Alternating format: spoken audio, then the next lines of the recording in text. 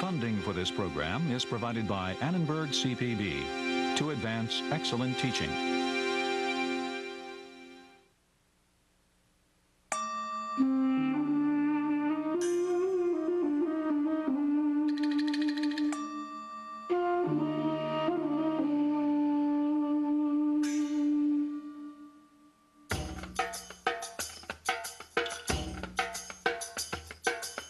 The word empires evokes visions of grandeur and glory, slavery and conquest. But what makes an empire? And how and why did empires rise and fall in different parts of the world throughout history?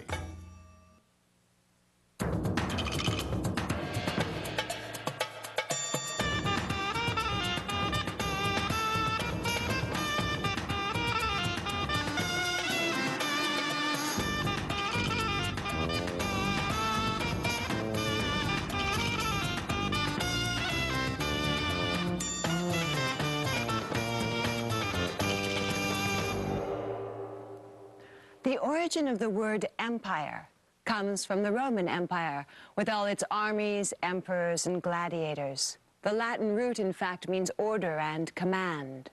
But many different empires, both before and after Rome, have appeared in world history: Babylonian, Chinese, Aztec, Mongol. What were some common features that led historians to call these all empires?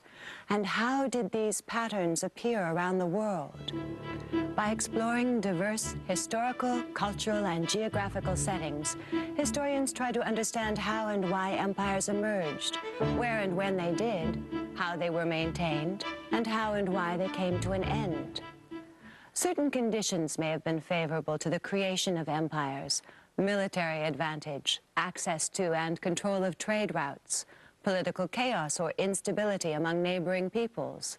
Other factors were important in maintaining an empire: structures and personnel to administer conquered territories, a system of taxation or tribute, and an ideology that justified conquest. Historians ask how various environmental, economic, ideological, and technological factors contributed to an empire's success, longevity, and collapse. As in all of history, the answers to these questions depend on the kind of sources available and on the way historians interpret those sources to provide multiple perspectives on the past. Large-scale, complex societies have always attracted the attention of historians. So great empires, thundering hooves of armies that conquered new territories. These are familiar to historians. What non-written oral traditions, archaeology, sources like that have provided to historians is a different perspective on empire. The perspective of people and how they felt and how they lived, what were their daily lives, what did it mean to be part of an empire from the bottom up. Between about 1000 and 1500 CE, 3 empires arose in 3 different parts of the world: the Mongol Empire in the steppes of Eurasia, the Mali Empire on the edge of the Sahara Desert in West Africa, and the Incas in the Andes of South America. These 3 examples illustrate how people in diverse cultural, historical, and geographical settings created empires. The Mongol, Mali, and Inca empires shared the basic pattern of centralized rule by powerful leaders over ethnically distinct, conquered peoples. But these empires also display many variations on that common theme.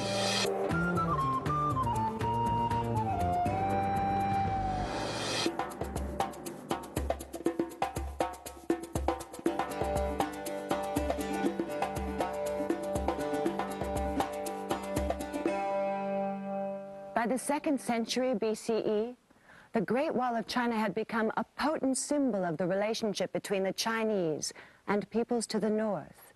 It marked an environmental as well as political boundary between pastoralists, who were dependent on the rich grasslands of the northern steppes, and the sedentary agricultural society of the Chinese. Pastoral societies generated considerable wealth from herding and producing livestock-based goods, which they traded or sold. Their nomadic way of life, however, prevented storage of large quantities of food. Pastoral nomads came to be dependent on trade with settled agrarian societies. Over the centuries, a number of different ethnic groups lived in the steppes and tundras to the north of China, across Eurasia, and periodically they united into confederations that enabled them to attack large land-based empires like China. The Khitan and Jurchen peoples followed this pattern, invading parts of northern China in the late 10th through the 12th centuries. They even established their own Chinese-style dynastic states. Early in the 12th century, Mongol clans in the steppe lands to the north of the Great Wall began to organize into tribal collectives. In the year 1206, tribal leaders elected Temujin as their universal ruler, or Chingis Khan. Chingis Khan claimed that the Mongol sky deity Tengri had granted him the power to conquer the world. This divine sanction and his own charismatic leadership united the Mongol tribes. In the secret history of the Mongols, the Mongol chieftains pledged their lives to the great Khan. We will make you Khan. You shall ride at our head against our foes. We will throw ourselves like lightning on your enemies. We will bring you their finest women and girls, their rich tents like palaces. From all the peoples and nations, we will bring you the fair girls and the high-stepping horses. Once he had gained the allegiance of tribal leaders, Chingis reorganized the tribes into military units of 1,000 men each. This served to break down the clan and tribal ties of loyalty and forged a highly effective military force. In addition to their renowned mobility on horseback, the Mongols also had sophisticated weaponry at their command. This is a replica of the Mongol recursive bow. It indicates a tremendous advance in military technology. Its reflex design gives it great range and power. Armed with these bows and mounted on powerful horses, Mongol warriors could shoot a quiver full of arrows without breaking stride. They became virtually unbeatable, often defeating armies many times their size. Chingis Khan built his capital, Karakorum, in the Mongol heartland on the steppes of Central Asia. From there, his military had easy access to pasture lands, as well as to traditional trade and travel networks. At Karakorum, Chingis Khan built an administrative framework, drawing on the advice of the talents of Uyghur Turk and Chinese bureaucrats. He had earlier ordered the development of a phonetic script for the Mongol language. This facilitated record-keeping and administration of the Yasa, the Mongol legal code issued by Chingis. As their empire grew, the Mongol courier system, something like the Pony Express, enabled rapid communication among different regions. By 1215, the Mongols besieged and eventually captured Beijing, then capital of the Jurchen Jin state, which had ruled North China for a century. First of all, the Mongols were very successful because, like their predecessors, they were a very effective, mobile fighting force. They had a very powerful cavalry, able to assault sedentary agricultural societies, easily conquer them. Beijing's walls were breached in part by adopting weapons of siege warfare from the Chinese. By capturing Chinese engineers, the Mongols learned how to employ catapults, mounted crossbows, and last but not least, flaming rockets propelled by gunpowder. From their foothold in Beijing, the Mongols turned their attention westward. Before the death of Chingis Khan in 1227, all of Central Asia was under Mongol control. Under the command of his sons and grandsons, Mongol armies swept across Eurasia. By the middle of the 13th century, a vast swath of the Eurasian continent, from Korea to Hungary, was under Mongol control. Historians believe that the goal of the Mongol conquests was the creation of a tributary empire.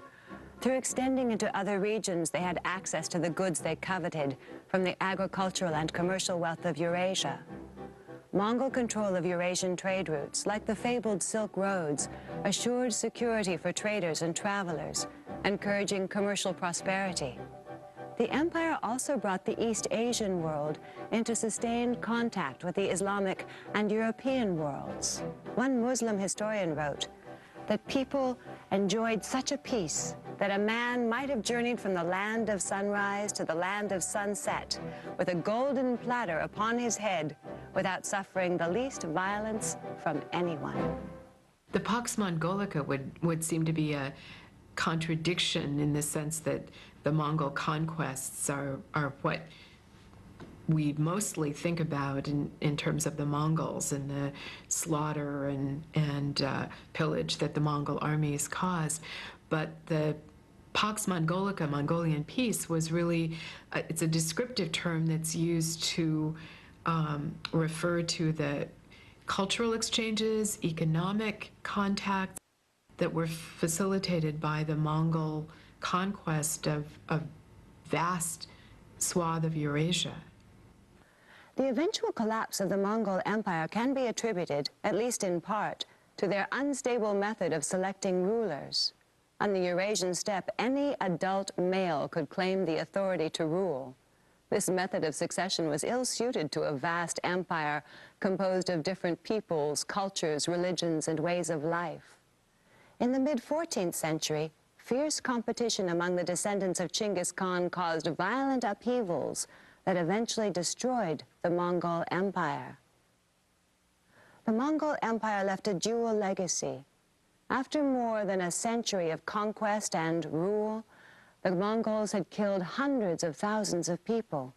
But they also fostered trade and commercial prosperity and facilitated the exchange of technology, ideas, and culture among Asia, the Muslim world, and Europe.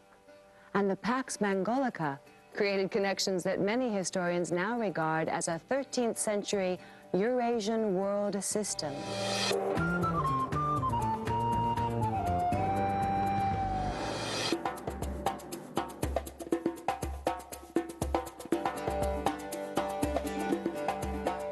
During the period between 1200 and 1400, another new empire arose, this one in West Africa.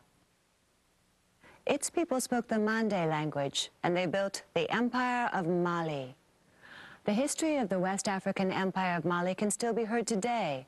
The griots, traditional storytellers, sing of Sunjata, the lion prince of the Mande-speaking peoples.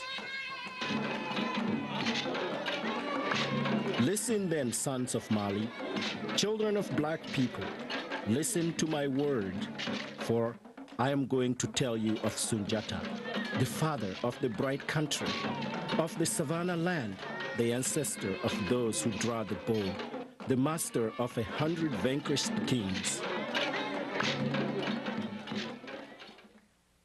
Oral traditions maintained and passed on by the griots credit a single charismatic figure with the unification of Mali, Sunjata. He was leader of the Keita clan and the most powerful of Mali's rulers.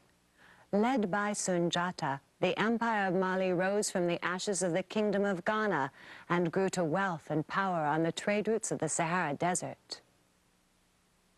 Trade within the Mali Empire included trade in iron and iron products, trade in gold, trade in salt, which was a very key commodity in hot climates particularly. Salt was mined and traded long distances and exchanged for gold. People traveled along these trade routes, sometimes as slaves, sometimes as travelers, and helped to create the diversity of the Mali Empire. Today, the Sahara is rightly considered a forbidding expanse, but it is also useful to think of this desert as a vast ocean that can be navigated and circumnavigated. The shoreline of the southern Sahara has long been called the Sahel, terrain consisting of desert, steppe, and grassland. Mastery of this complex environment by the Mali Empire made the trade routes here quite lucrative. The empire created vast interconnections between environmental zones, facilitating the movements of different people. You could go from village to village without fearing brigands. A thief will have his right hand chopped off, and if he stole again, he will be put to the sword.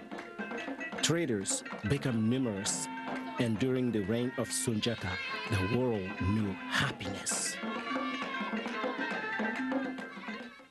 The Empire of Mali functioned smoothly because its wealth of resources could support a large military. The military, in turn, protected and ensured the flow of tribute from subject states. But Mali administration showed tolerance toward existing regional cultures and communities. The state established the rule of law, but allowed local elites and clans to run local affairs. One thing that the Mali Empire did was to create great centers, urban centers like Timbuktu and Gao, Geno, were all centers of learning, centers of interaction, and they were very diverse places. If you visited Geno, you would have heard many different languages spoken. It was a very cosmopolitan place where people from different cultures interacted on a daily basis. Muslim traders had a great influence on the people and rulers of the Mali Empire. Many of the Mande elite converted to Islam. However, there are conflicting stories about Sunjata's own conversion. Some scholars feel he was only claimed as Muslim by later historians.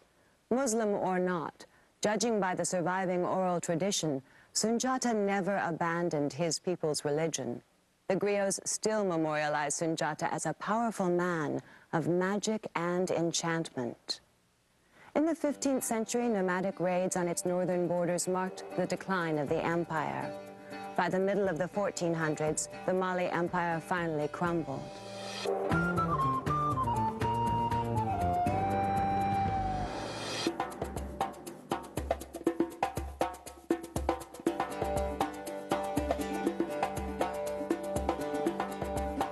Meanwhile, across the ocean to the west, another empire was rising to power. In the mountains of Ecuador, Peru, and Bolivia, the physical remnants of the Inca Empire are still visible today. On these roads, information from every corner of the empire reached the capital city of Cuzco. Inca roads stretched over 30,000 kilometers, from Chile to Ecuador, from the coastal deserts across the hemisphere's highest mountains, down to the Amazon rainforest. The question that the Incas represent is how can you build and rule an empire if you do not have certain kinds of things that historians of empires in Eurasia associate with empire building. The Incas were able to build and rule a very highly structured, complex, and efficient empire without the benefit of writing, of metal tools, of wheeled vehicles, or of large draft animals like the ox and the horse. The ruins of the mountain retreat of Machu Picchu testify to the wealth and power of the rulers of the Inca Empire. Like the Mongol and Mali empires, the Inca Empire was consolidated by a powerful and charismatic leader. In 1438, during a critical battle, the young Prince Pachacuti donned the skin of a puma and led a counterattack that defeated their enemies. He then used his military might to expand Inca control beyond the valley of Cuzco. The empire thus created spread Inca culture and religion over a vast expanse of South America. The Incas did not enjoy a technological advantage in warfare, but they made up for it in sheer numbers and superior logistics. By adding conquered peoples to their ranks, the Inca armies slowly increased in size. The Incas also organized their forces in ways that allowed them to field large numbers of warriors over long periods of time. Once they held a territory, they administered it very effectively, using a combination of direct and indirect rule. The Incas used several methods. One of the most important was really to bring the children, particularly the sons of the local elites, the peoples they conquered, to Cuzco to be educated. While they were there in Cuzco, on the one hand, they were hostages to the good behavior of their fathers. But on the other hand, and more importantly for the long run, they were indoctrinated, socialized into the Inca imperial ideology, language, and culture, so that when they returned to their homelands as adults, they became caracas, local governors in the system the Incas had of indirect rule.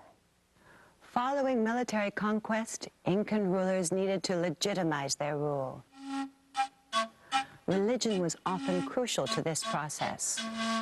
The Incas didn't require their subjects to abandon their old gods, but they were expected to adopt the creator god of the Inca and to recognize the Inca ruler and his principal wife as divine representatives of this god on earth.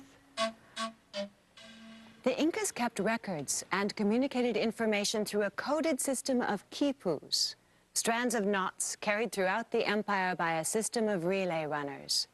In 1535, the Spanish soldier Pedro de Cieza de Leon recorded this account of the quipus system.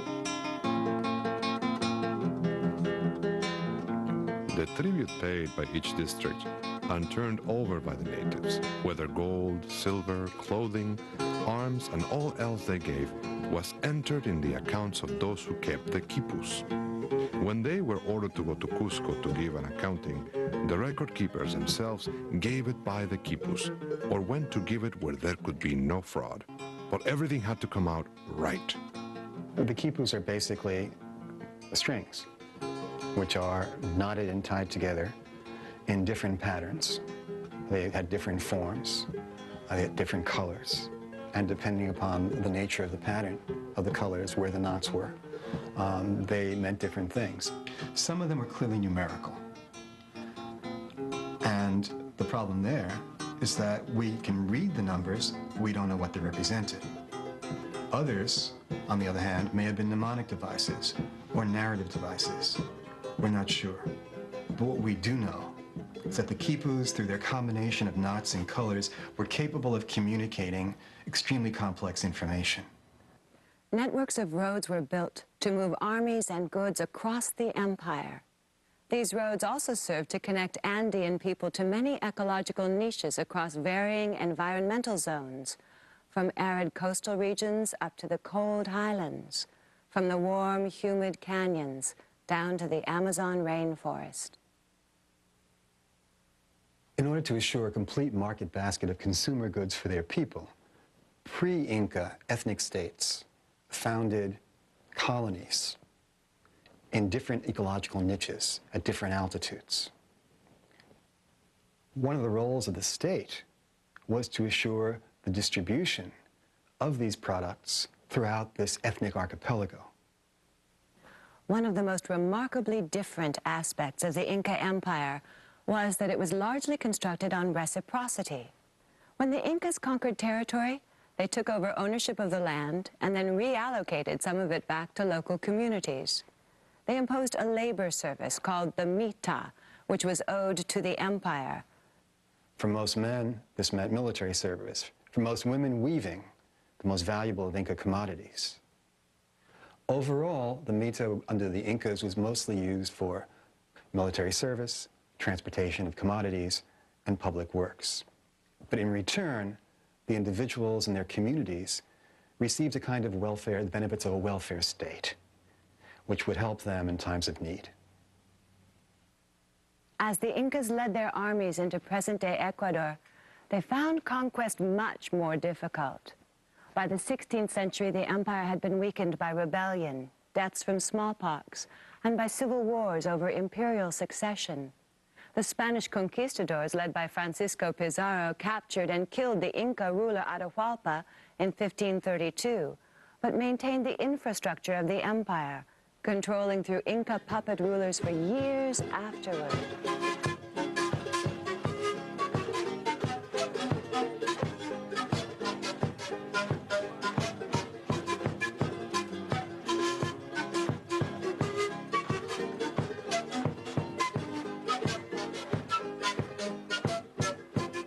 The story of empires is a familiar part of world history.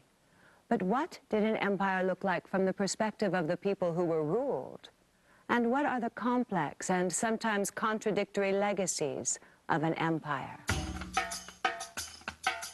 Even the best run and seemingly benign empire often looks different when viewed from the perspectives of their subject peoples. Historians studying the Inca Empire through the lens of the ethnic groups they conquered tell a different story from the official Inca story of a benign welfare state. This view is confirmed by periodic rebellions and by the collaboration of some Inca subjects with the Spanish conquistadors.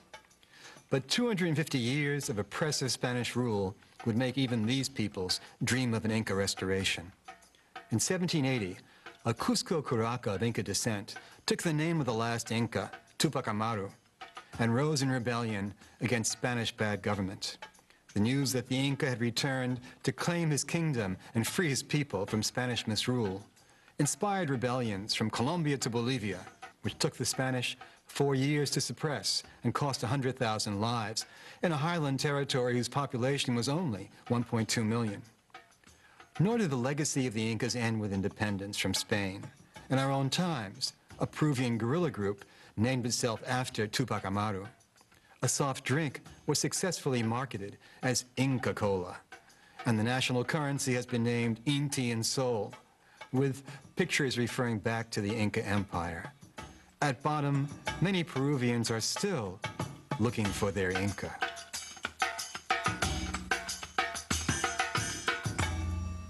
All empires integrated varied peoples, religions, and cultures under a common political umbrella. They also created difference and inequality by imposing political, social, economic, and ethnic hierarchies.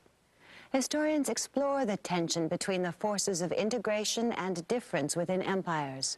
They examine multiple perspectives of the peoples who built, ruled, and lived within them. In this way, historians identify patterns of common historical experience, as well as diversity among empires in world history.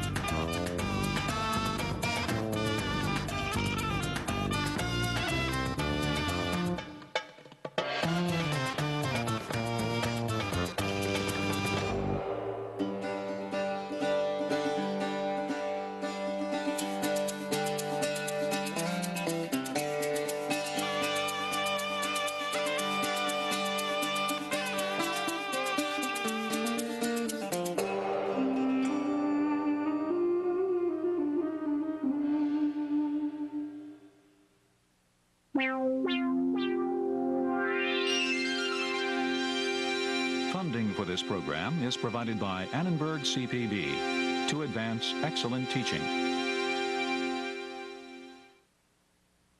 For information about this and other Annenberg CPB programs, call 1-800-LEARNER and visit us at www.learner.org.